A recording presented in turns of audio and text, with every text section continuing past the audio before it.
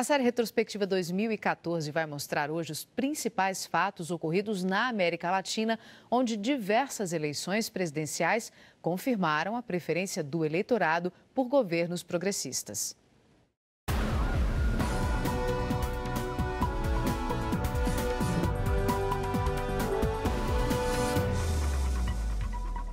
Em El Salvador, as urnas deram a vitória em março ao até então vice-presidente Salvador Serén, da frente liderada por um grupo guerrilheiro que se tornou partido político.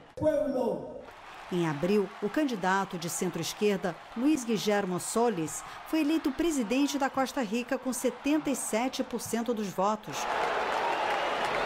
Na Colômbia, o presidente Juan Manuel Santos conquistou a reeleição depois de enfrentar denúncias de um suposto envolvimento com o narcotráfico. A campanha foi marcada por acusações de parte a parte.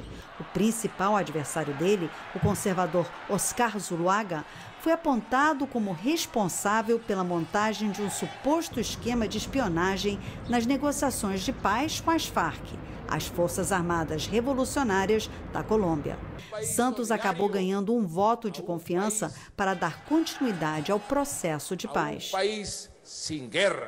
Na Bolívia, as urnas confirmaram em outubro a vitória do grande favorito, o presidente Evo Morales, vencedor no primeiro turno.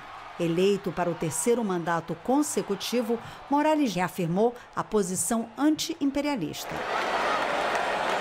No dia 30 de novembro, os uruguaios elegeram o médico Tabaré Vázquez como presidente. Ele já tinha comandado o país entre 2005 e 2010. A Frente Ampla conquistava o terceiro mandato seguido, na vitória de mais um candidato de esquerda.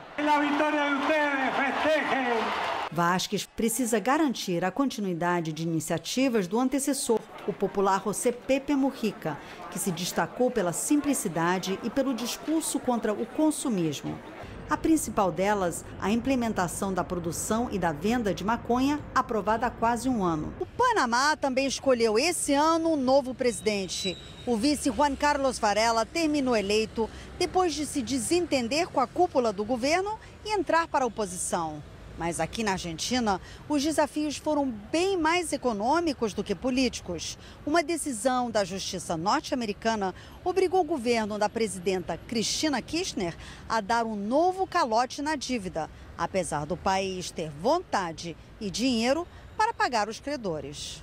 O centro da crise foram chamados fundos abutres, os 7% de investidores que se recusaram a participar da reestruturação da dívida depois do calote de 2001. Um juiz de Nova York impediu a Argentina de continuar pagando nos Estados Unidos a grande maioria dos credores que negociaram a quitação dos débitos com descontos de até 65%. Ele alegou que os fundos abutres também deveriam ser beneficiados. Na Venezuela, o presidente Nicolás Maduro enfrentou uma crise séria no primeiro semestre, desencadeada por protestos contra a inflação e o desabastecimento. No México, o assassinato de 43 estudantes por policiais envolvidos com um cartel de drogas da região de Guerrero revoltou a população. A maioria dos corpos nunca foi encontrada. O crime já provocou prisões, demissões de políticos, mas continua sem explicação. E vamos conversar com a Emi Sader, que está no Rio de Janeiro. Emi, boa noite. Qual é o significado dessas eleições para o processo de integração do continente? Bom, significa que a América Latina é o continente ainda mais desigual do mundo. Esses governos chamados progressistas privilegiam as políticas sociais. Portanto, por isso tem prestígio, tem apoio, tem tido continuidade no tempo. Esse é o tema central também na integração. Formas coletivas de combate à desigualdade, que continua a ser o problema fundamental do continente. E é exatamente por essa desigualdade que esses governos populares estão em alta, Emi?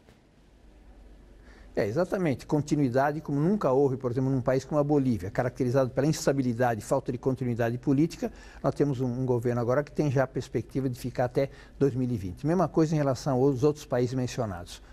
Emi, o que a gente pode esperar lá do México? A sociedade mexicana parece que esse ano despertou para a luta contra a violência e contra a corrupção. O que a gente pode esperar para o ano que vem?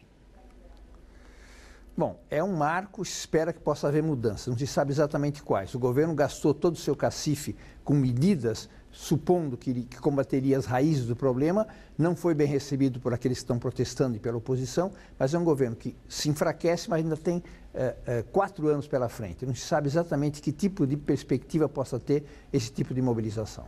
Embi, você acha que o Uruguai pode influenciar outros países aí da América Latina com relação à legislação sobre a maconha? Pode, embora o presidente Tabaré Vázquez é menos adepto dessa medida, ele diz que vai controlar a sua eficácia, saber se o funcionamento é bom ou não, então também a influência talvez diminua um pouco ao longo do próximo governo, mas teve um impacto importante até agora já.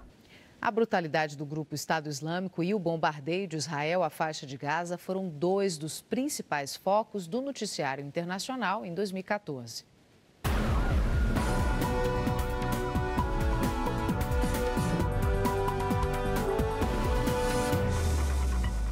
A Ucrânia se transformou no epicentro de um terremoto político que se espalhou por vários outros países. Em fevereiro, uma rebelião derrubou o presidente Viktor Yanukovych, que tinha se recusado a assinar um acordo com a União Europeia. Na península da Crimeia, separatistas pró-Rússia organizaram em março um referendo que determinou a independência da região. Em seguida, o parlamento da Crimeia solicitou ao Kremlin a anexação à Rússia. O tratado foi assinado e o presidente russo, Vladimir Putin, disse que a Crimeia finalmente estava voltando para casa. A União Europeia e os Estados Unidos disseram que a votação foi ilegal e adotaram sanções contra a Rússia. Separatistas do leste da Ucrânia abriram uma guerra contra o governo de Kiev. A Rússia foi acusada de incentivar os conflitos. A Síria entrou no 4º ano de guerra civil com um número de mortos em torno de 200 mil. O mundo ficou estarrecido com a ferocidade do Estado Islâmico. O grupo divulgou vídeos com atentados suicidas, fuzilamentos, destruição de templos de outras religiões e decapitações de ocidentais. O Estado Islâmico proclamou um califado, ou seja, um regime guiado pelas leis islâmicas numa vasta faixa de terra que vai da Síria ao Iraque. Os Estados Unidos, que já tinham retirado suas tropas do Iraque, organizaram uma coalizão internacional para bombardear posições do Estado Islâmico. Mas surgiram fortes polêmicas sobre a eficácia desses ataques. Outros grupos fundamentalistas chamaram a atenção do mundo. Um deles, o Boko Haram, promoveu vários ataques sangrentos no nordeste da Nigéria, onde tenta implantar um regime islâmico. Em maio, o grupo sequestrou 200 garotas de uma escola e ameaçou vendê-las. O fato gerou protestos em vários países.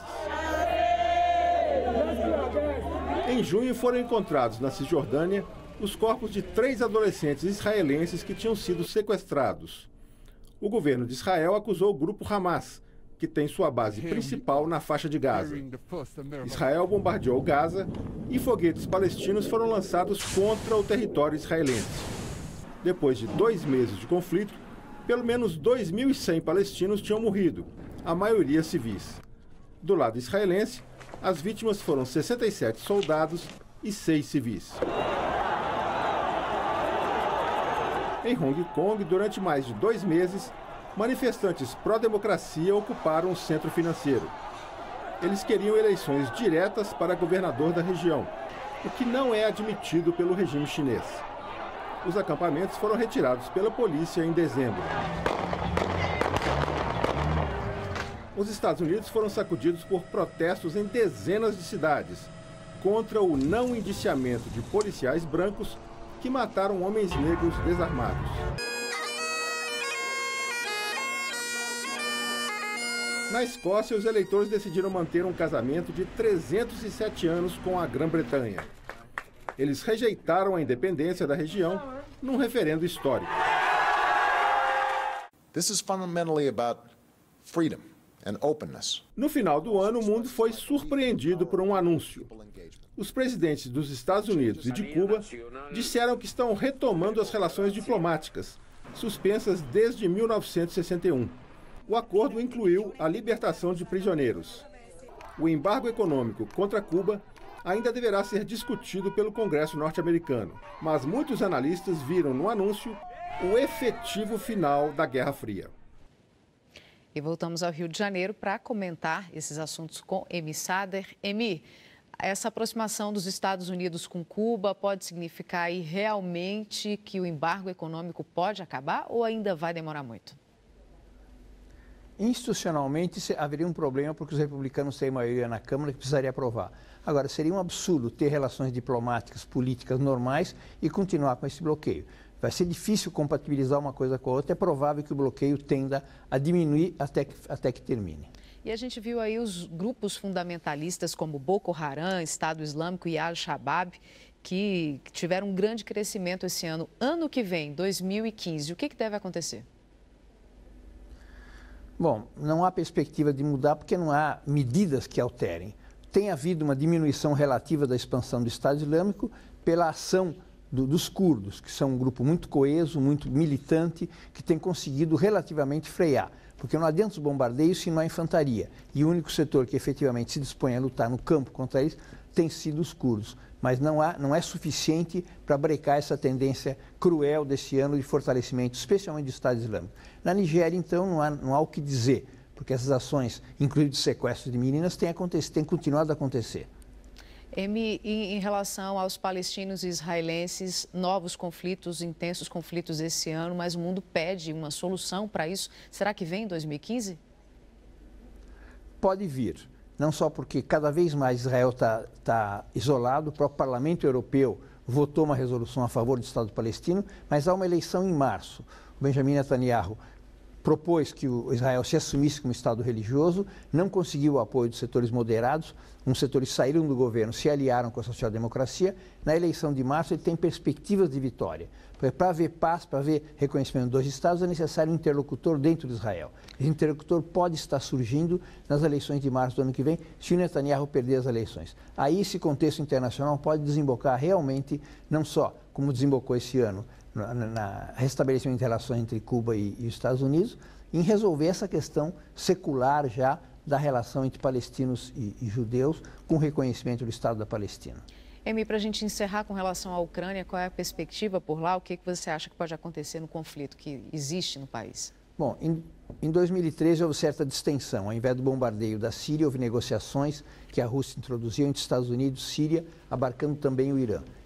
Neste ano foi uma retomada da Guerra Fria com a agudização dos conflitos da Rússia com os Estados Unidos e com as potências europeias. Se não houver melhoria dessas relações, não vai haver solução para a Ucrânia, porque dependeria de um acordo político mais geral e hoje em dia as relações entre Rússia e potências europeias, inclusive os Estados Unidos, são as piores possíveis. Represálias econômicas de lado a lado, um distanciamento cada vez maior.